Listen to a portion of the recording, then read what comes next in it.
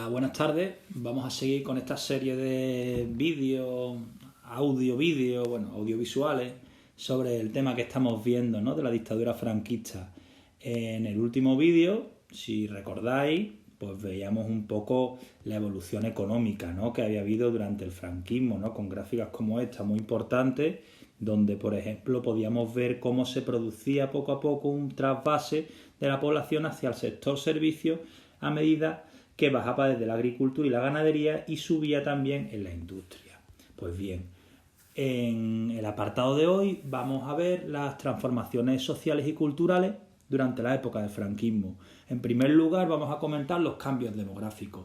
Lo podemos dividir en dos partes. En primer lugar, una posguerra lastrada por las consecuencias de la guerra civil, ¿vale? Numerosas muertes durante la guerra civil y la represión lo que van a hacer es que las estadísticas o las tasas de natalidad se mantengan muy bajas, por lo que la población no va a crecer.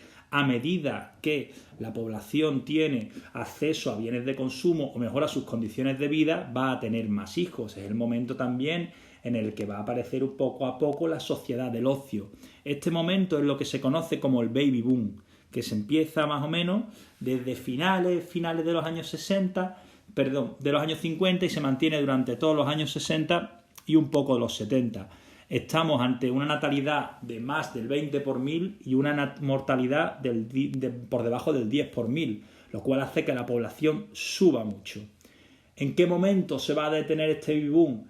Pues bien, en la crisis final del franquismo y con las consecuencias de las crisis internacionales del petróleo en 1973 van a bajar las tasas de natalidad. Aparte, otro elemento muy importante es la incorporación masiva de la mujer al mundo del trabajo, lo cual va a hacer que no se ocupen solo de tareas de la casa y el número de hijos disminuya.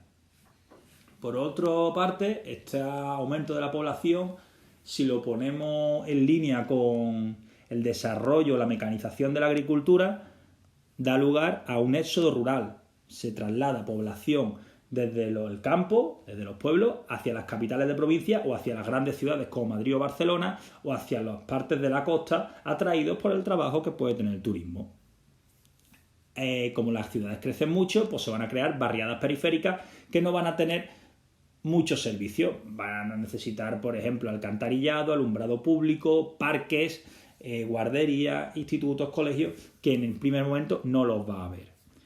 Y por otra parte, se va a producir un traslado de población hacia afuera de la frontera. Mientras que en el interior de España hay un trasvase de población, por ejemplo, ¿no?, de Andalucía hacia Barcelona, muy importante, la colonia andaluza que se establece en Cataluña en esos años. También va a haber un trasvase de población hacia países de Latinoamérica en un primer momento, como por ejemplo México, Venezuela o Argentina, y desde finales de los 50 esa trasvase de población va a tener lugar hacia Francia y Alemania. En este caso yo os recomiendo una película que se llama Un franco 14 pesetas, que está bastante bien y trata sobre esa emigración, ¿no?, que hay a países europeos en esos momentos. La mayor parte de esa población va a regresar a España o va a mandar dinero habitualmente a España a su familia. Y también va a haber una emigración temporera, es decir, para recoger las cosechas de la uva en Francia, como ejemplo, ¿no? Eso se sigue produciendo, aunque no tanto a día de hoy. Aquí tenéis, por ejemplo, una imagen, ¿no?, de la emigración andaluza a Cataluña, de cómo ahí veis esa foto, ¿no?, de finales de los 60, esperando el tren para ir a Barcelona, ¿no?, con las maletas. Y en esa gráfica podéis ver las salidas y los retornos de los emigrantes españoles a Europa, entre 1960 y el 77. Podéis ver cómo las salidas son muy acentuadas desde el 64, ¿vale? Un poquito antes del 64, 63, 65, y luego van a bajar. Y los retornos se van a mantener más o menos constantes, con pico en la salida, ¿no? Porque podéis ver ahí como el 68 baja y luego vuelve a subir otra vez en los años posteriores. Los cambios sociales que se van a establecer son muy diferentes entre las dos épocas diferenciadas del franquismo. En un primer momento, en la posguerra, hay unas condiciones muy difíciles de hambre, enfermedades y escasez que se pueden caracterizar en torno al racionamiento que hemos visto y al surgimiento de un mercado negro para conseguir productos básicos muy encarecidos. Por tanto, la sociedad va a vivir en la estrechez y bajo una moral nacional católica que viene impuesta por el franquismo, que quiere asociar el Estado con la religión. También se va a producir una fuerte censura en los espectáculos y en los espacios públicos, también en los periódicos. Los años 60 va a haber un pequeño cambio social, no muy elevado, pero sí debido al crecimiento urbano y de que hay más población en las ciudades que demanda una serie de cosas. Van a aparecer esas barriadas periféricas, pero poco a poco se van a consolidar una clase media con una mayor capacidad económica y acceso al ocio y a bienes de consumo como son los alimentos, los electrodomésticos o el automóvil que podíamos ver ejemplificado en el SEAT 600 que veíamos el otro día. También se van a empezar a construir segundas residencias en lugares costeros y van a generalizarse las vacaciones, como veíamos el otro día. El turismo, que viene de fuera, de otros países, va a traer costumbres extranjeras. Por ejemplo, son muy importantes la influencia de otros estilos culturales que va a haber en las zonas costeras, pero también, por ejemplo, en las zonas donde están las bases americanas, acordaos, en Rota, en Morón, en Zaragoza, en Torrejón de Ardoz, la cultura americana va a llegar, porque esos americanos traen el rock and roll. Esos americanos traen bailes diferentes, traen películas diferentes y la población poco a poco va a tener acceso a esas cosas que hacen los americanos. Entonces, a medida de que avanzan los años 60, la población va a entrar dentro de la sociedad de consumo que viene de fuera y hay un leve aperturismo en esos momentos. Por ejemplo, poder decir la cultura, ¿no? Ahí en la derecha tenéis dos ejemplos muy claros sobre a lo que me refería antes de la censura, ¿no? Teníais dos carteles, ¿no? Por ejemplo, una película protagonizada por Rita Hayworth, que es La Dama de Trinidad, cómo es el cartel original y cómo es el cartel que la censura va a introducir en España, ¿no? Para que no va a modificar el cartel para no insinuar, ¿no? con el físico de la actriz. O ahí abajo, por ejemplo, tenéis cómo modifica el título de una película, se llama Alarma en Gibraltar, por Alarma en la flota, ¿no? Porque el tema de Gibraltar es un tema muy polémico en el franquismo. En el resto del campo de la cultura, en la posguerra, los intelectuales de izquierda se tienen que ir de España, están perseguidos, hay leyes de represión o de responsabilidades políticas contra estos colectivos, y la enseñanza primaria solo prepara para lo básico, para saber leer y escribir lo mínimo y algunas nociones de matemáticas. Solamente un pequeño grupo se puede costear los estudios secundarios o llegar a una universidad, por lo que está solo al acceso de las élites. La gente de la clase media bastante alta y, bueno, la burguesía. La existencia de esta censura que os estoy comentando impide el debate intelectual y científico, por lo que la mediocridad es el predominio que va a haber en la cultura y en la ciencia en la España en los años 40, 50 y 60.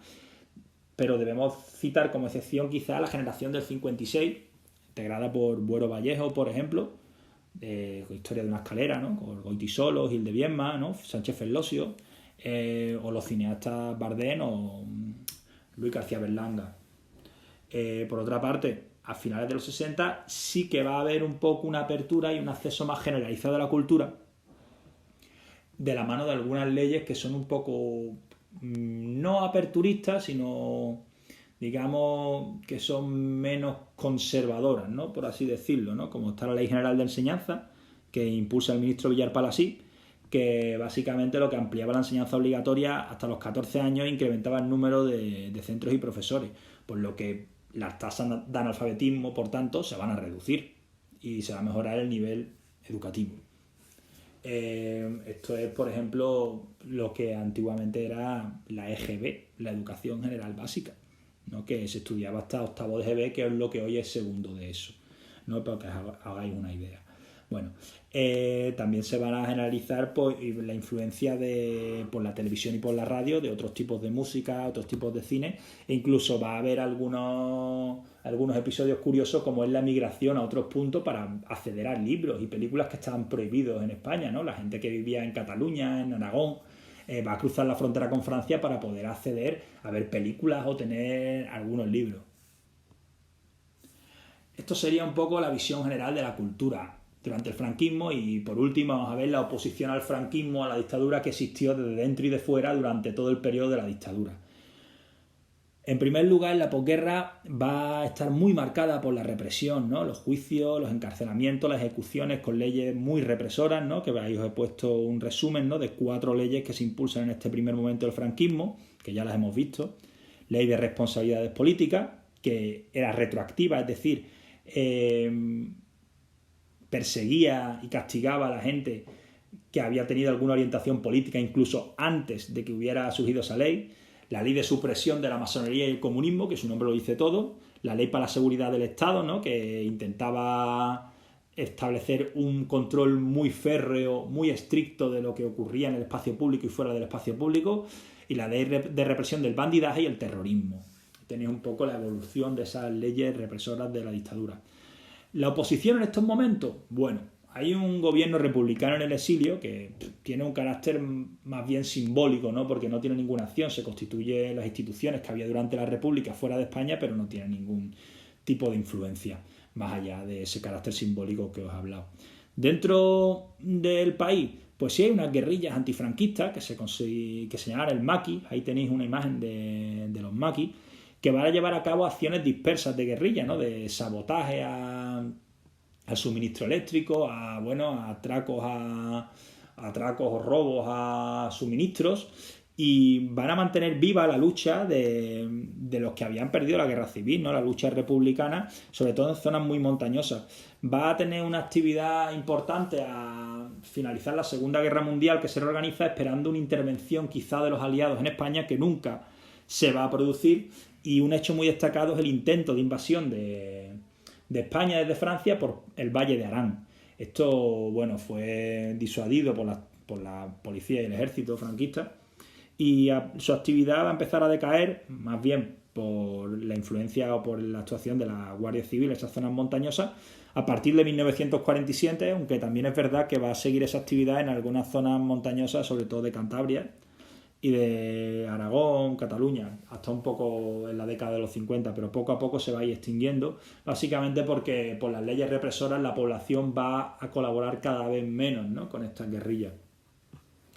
También por último, he puesto ahí unas disidencias en las filas franquistas, como es el caso de Dionisio Ridruejo, ¿no? De la Falange, que confronta directamente con la visión política de Franco y va a echarse a un lado, ¿no? Del apoyo al franquismo. Y luego hay una parte que se considera, ¿no? Que los conocemos como monárquicos, que establecen que la única salida a partir de la Segunda Guerra Mundial es volver a convertir a España en una monarquía, por lo que el hijo de Alfonso XIII, don Juan de Borbón, va a mandar una carta a Franco prestándose o presentándose como el que tenía que gobernar en España, lo cual Franco lo rechaza, y va a estallar ahí un poco un pequeño conflicto entre los dos, que al final va a resultar o va a acabar en que don Juan nunca llegó a reinar. Sin embargo, vimos el otro día como hay una ley de sucesión que establece que España era un reino y le da poderes a Franco para poder establecer un sucesor, que no va a ser otro que el hijo de don Juan, que es Juan Carlos, que fue Juan Carlos I y el rey emérito, y va a llegar al acuerdo con don Juan para que Juan Carlos venga a España a formarse, ¿no? Para que asuma la jefatura del Estado en un futuro. Por último, esta segunda parte sería la oposición a partir de los años 50, que ya sí se mueve una oposición más importante en el interior del país, asociada a una protesta social, y sobre todo va a tener como característica la descoordinación. Van a existir conflictos en la universidad contra el SEU, que era el sindicato de estudiantes de marcado carácter falangista, y que dentro de la universidad se le empieza a rechazar a ese sindicato y va a haber protestas. En línea con esto, algunos sectores obreros van a aprovechar el sindicato vertical, franquista, para establecer vías de protesta. Recordemos que el sindicato vertical juntaba en el mismo sitio a los obreros y a los dueños de las fábricas, a los patrones, y va a haber algunas huelgas en Bilbao, en Barcelona y en Madrid asociadas al sector industrial, ¿no? Hay también una huelga muy importante de tranvías en ese momento. A partir de los años 60 la oposición va a aumentar mucho, y la represión de las huelgas por la policía franquista van a lograr que el pueblo, que la población en general vaya viendo con buenos ojos esa protesta, porque ven que están protestando por cosas que quizá sí merezcan ser apoyadas. Y a partir del año 67 las huelgas obreras van a ser más habituales y aparecen sindicatos que, aunque no están reconocidos por el franquismo, de hecho sí tienen capacidad de negociar y van a contar con grandes apoyos por parte de los trabajadores, como es el caso más importante, el de Comisiones Obreras y su líder, ¿no? Marcelino Camacho. También, asociado a esta protesta obrera, va a aumentar la protesta estudiantil en el momento en el que los estudiantes también, en los años 60, es muy importante la influencia del mayo 68 francés, ¿no? Son conflictos que va a haber en todo el mundo. En España, el SEU, el Sindicato Falangista de Estudiantes, pierde mucho apoyo y influencia. Y va a haber mucha represión en los campus asociada, pues, bueno, a cargas policiales, expulsiones, detenciones. Y esos sectores, esos líderes estudiantiles que están tomando el control, van a establecer conexiones con organizaciones clandestinas de tendencia de izquierda, de tendencias políticas socialistas o comunistas incluso. Entonces tenemos por una parte el movimiento obrero que se está reactivando, la protesta estudiantil, pero aparte hay movimientos vecinales. En esas barriadas periféricas de las ciudades, los vecinos y vecinas se van a organizar creando asociaciones para demandar servicios básicos, como son la llegada del agua, de la luz o alcantarillado, transporte público hacia esas zonas, ¿no? Y por ejemplo vemos una fotografía de acera y asfalto hasta calle Baleares, cosas que a día de hoy serían casi impensables, ¿no? Porque las ciudades crecían de una manera muy caótica y muy desordenada en aquellos momentos. Por último, la Iglesia Católica, a partir del Concilio Vaticano II, los años 60, principios de los 70, se va a distanciar un poco del régimen de Franco. Esto es lo que ocurre dentro de España. ¿Qué va a ocurrir fuera? En 1962 se produce en Múnich una reunión de la oposición política antifranquista que aglutinaba a muchísima gente, ¿no? Desde gente como estaba allí Gil Robles, ¿no? Que había sido un líder de la CEDE durante la Segunda República, y reclaman la democratización de España para poder ingresar en la Comunidad Económica Europea. El franquismo respondía a esto mandando al exilio a mucha gente o deteniendo a algunos y realizando una campaña de propaganda muy importante en la que denominó, ¿no?, esta reunión como el contubernio de Múnich, ¿no?, como una especie de reunión para derrocar el franquismo que los malvados masones, judíos y comunistas habían organizado como para derrocar el régimen que había en España.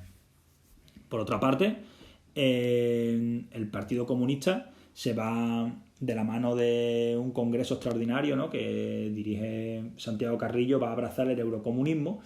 Es decir, se desentiende de las tesis de la URSS y va a intentar, pues, abogar por una postura política de participar en unas elecciones con pluralidad de partidos políticos, donde, en el caso de obtener representación, pueda intentar impulsar esas teorías comunistas que ellos llevan, ¿no? Esto es la figura más importante dentro de esa nueva tendencia al eurocomunismo, va a ser Santiago Carrillo, ¿no? Cómo cambia de postura política un poco y vira hacia esa democratización. Por otra parte, en 1973, en la localidad de Suresnes, en Francia, se produce un congreso del PSOE donde los jóvenes que estaban dentro de España van a asumir el mando, van a asumir el relevo dentro del mando del PSOE, ¿no? Es el ascenso de Felipe González y de Alfonso Guerra, por ejemplo. Y ya por último, para acabar, hay dos plataformas o dos asociaciones importantes en estos momentos, que son la Plataforma Democrática, que estaba promovida por el PSOE, y la Junta Democrática, promovida por Carrillo y el Partido Comunista, que aglutinaban a diferentes colectivos de personas que apostaban por una vuelta hacia la democracia. Entonces, como iban por separado, pues en un momento dado lo que se van a juntar, como era la Plataforma y la Junta Democrática, pues se juntaron formando la Platajunta Democrática, que, bueno, establecía o exigía, ¿no?, la necesidad de volver o de instaurar un régimen democrático en España, toda vez que el franquismo estaba ya en crisis, ¿no?, a finales de los 60, a principios de los 70, y no era capaz de responder a las necesidades del pueblo español ya en esos momentos. Por último, y no menos importante, está el terrorismo.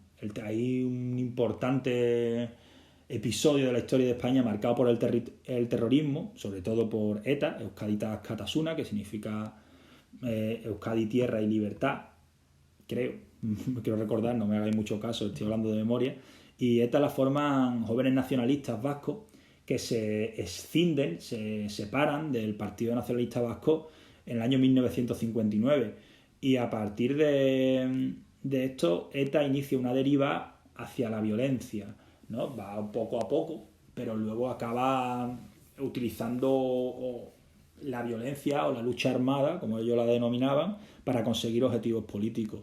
Y esto va a ser a través de asesinatos, secuestros y chantajes a empresarios y fuerzas del orden público. El problema de ETA, ¿cuál va a ser? Que va a seguir su actividad de lucha armada durante muchos años, incluso una vez que llega la democracia, sigue con su actividad de lucha armada de esta banda terrorista hasta hace poco que se ha disuelto, ¿no? Hasta hace, no sé si han sido 2 o 3 años. Entonces, ETA es el más conocido por la gran cantidad de víctimas que ha asesinado, que ha secuestrado, que ha chantajeado y extorsionado, y surge durante el franquismo, ¿no? Como una banda o como un colectivo de respuesta al franquismo que apoya la lucha armada desde casi sus inicios, ¿no? Aunque no desde el inicio. Otras organizaciones terroristas de este momento van a ser el GRAPO, ¿no? Los Grupos Revolucionarios Armados del 1 de octubre, o el FRAP. Y también van a utilizar métodos terroristas para atentar contra el régimen. ¿Qué va a ocurrir frente a esta oposición, tanto la armada como la no armada? Pues una represión. Va a ir tribunales de orden público, se funda el denominado TOP. A partir de 1963 se van a producir consejos de guerra y ejecuciones que condenas a muerte, muchas veces de personas, ya sea por terrorismo o por tener alguna serie de ideas subversivas, que van a convertirse en escándalos internacionales. ¿Por qué? Porque desde organismos internacionales se aboga de que no exista la pena de muerte en España.